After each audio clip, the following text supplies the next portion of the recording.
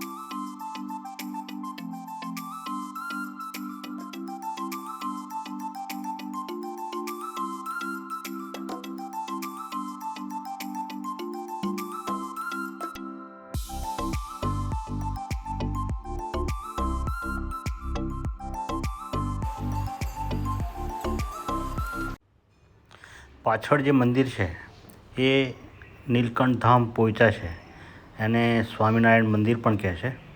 હવે કોપીરાઇટના લીધે અલગથી રેકોર્ડિંગ કર્યું છે.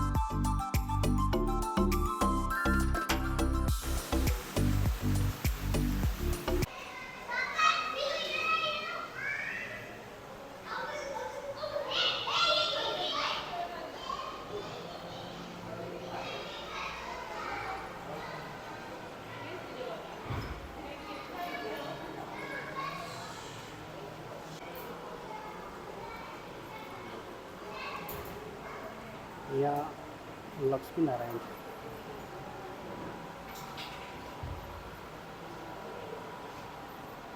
ગ્રાઉન્ડ ફ્લોર ઉપર તમને આ લક્ષ્મીનારાયણની સરસ મૂર્તિ જોવા મળશે. મિત્રો જો આ જે ભગવાન છે ને એ નીલકંઠ બનાવી છે. અહીંયા રાધે કૃષ્ણ છે અને ડાબે લક્ષ્મીનારાયણ છે. જો છે ને સરસ મૂર્તિ, જબરદસ્ત મૂર્તિ છે. જો ઉપરનું પેઇન્ટિંગ જો જબરદસ્ત છે. મંદિર તો બહુ જબરદસ્ત બનાવ્યું છે. હવે સારંગપુરમાં તમને આવા જ દાદા તમને જોવા મળશે. ત્યાં મસ્ત છે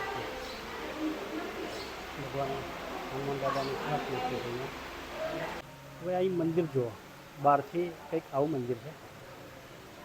સરસ મંદિર બનાવ્યું છે. નર્મદા રિવર છે. જો તમને હું સરસ રીતે બતાવી દઉં. અને સામે જે છે એ કરનાળી છે. કુબેર ભગવાન છે ને, જે રાવણના નાના ભાઈ છે એનું મંદિર છે કુબેર. એના મંદિર તમને ખાસ જોવા નહીં મળે. આ એક જ મંદિર છે.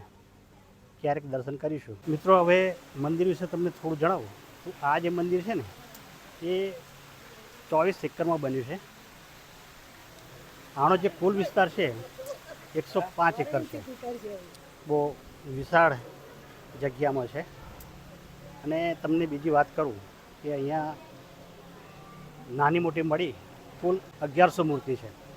એમાં મુખ્ય તમને કહ્યું કે રાધાકૃષ્ણ, લક્ષ્મીનારાયણ અને સ્વામિનારાયણ ભગવાન, આ મુખ્ય 3 મૂર્તિ છે.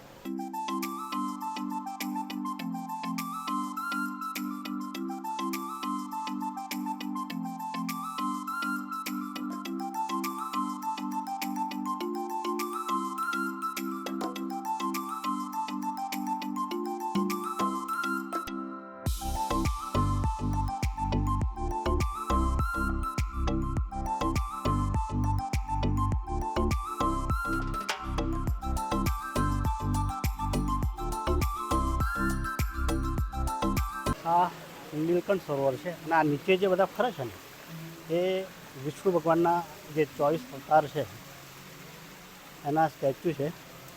એ હું તમને થોડા બતાવવાની કોશિશ કરીશ, કેમ કે એ બહુ પૂરા રાઉન્ડમાં છે ને એ જો કરવા જઈશું ને તો બહુ મોડું થઈ જશે અને વિડીયો લાંબો થઈ જશે. કોશિશ કરીશું. જો આ ટાઈપની છે. આપણે નીચે જઈને પછી તમને થોડા ઘણા એમાંથી ભગવાન બતાવી દઈશું. નીલકંઠ સરોવરમાં શિવલિંગ નવા મૂક્યા છે ને એનો અભિષેક થાય છે એવું બતાવ્યું છે. જો સરસ છે ને, ફર્સ્ટ ક્લાસ છે. એટલે ચારો તરફ મૂક્યા છે. એમાં કૃષ્ણ સ્વરૂપ એટલે શાલિગ્રામ ભગવાન છે.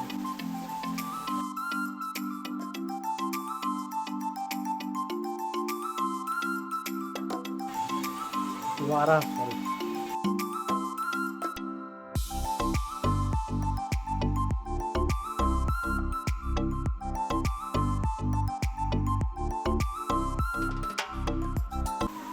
યજ્ઞ સ્વરૂપ છે. આ છે હંસ સ્વરૂપ.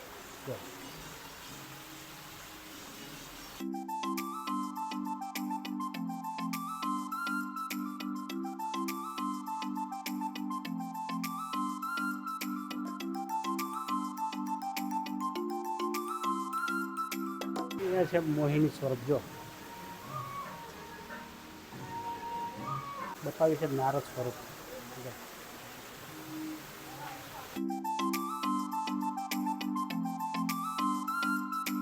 આ છે વ્યાસ સ્વરૂપ. જો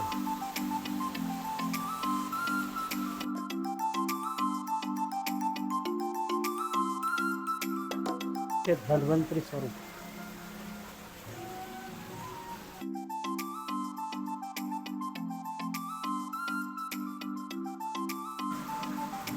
મત્સ્ય સ્વરૂપ.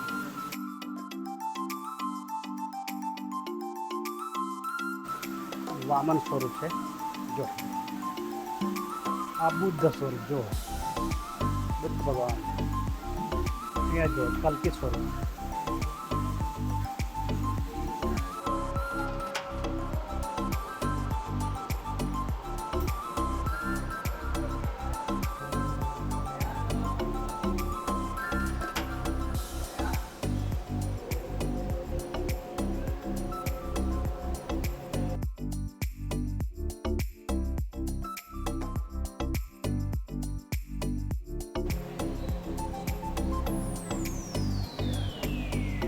મારી પાછળ છે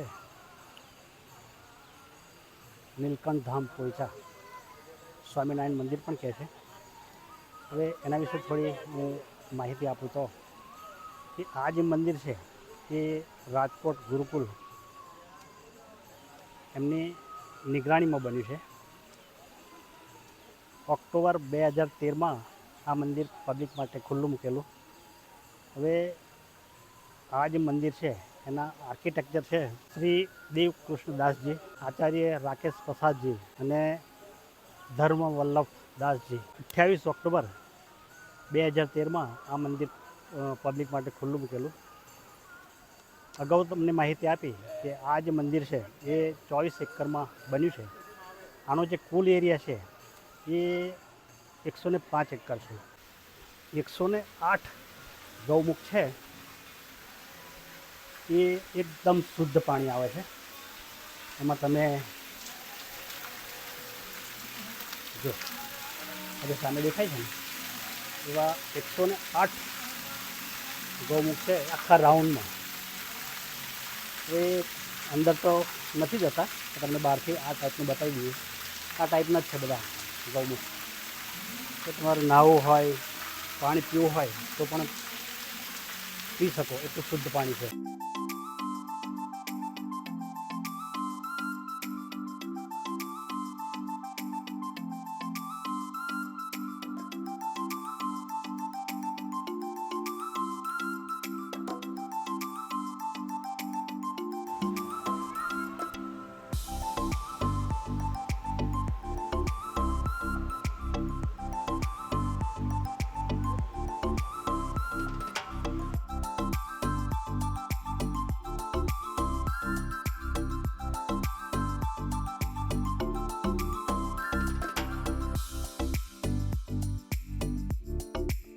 નીલકંઠ પ્રસાદ આપણે ફૂડ કોર્ટમાં આવ્યા છે.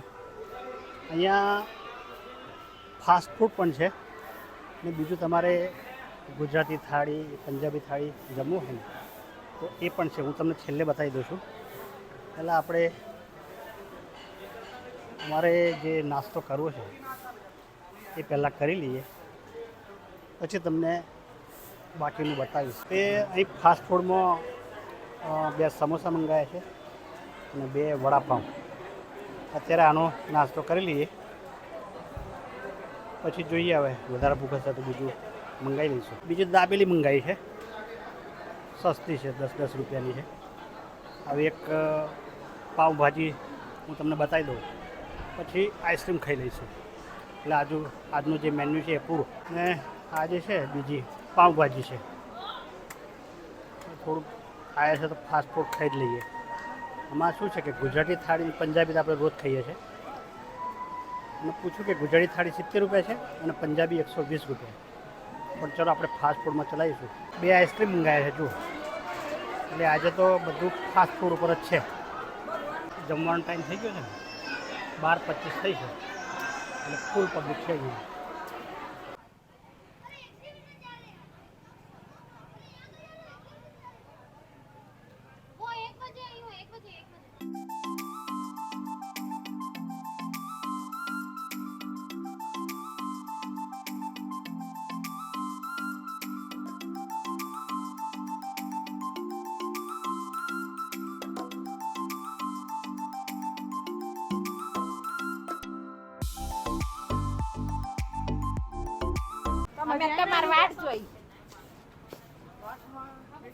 હવે મિત્રો જો આ એક છે ને સહજાનંદ યુનિવર્સ.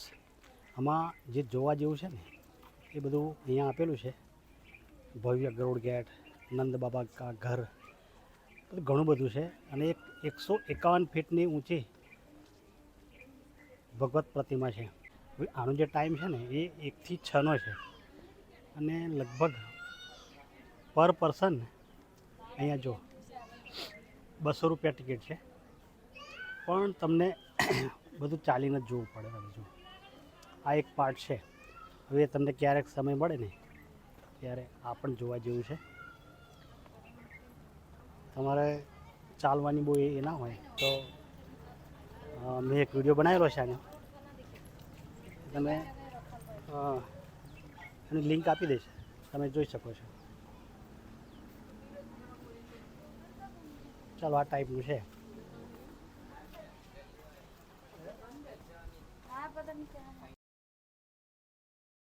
મિત્રો હવે મંદિરમાં જે પણ જોવા જેવું હતું એ બધું જ મેં આવરી લીધું છે.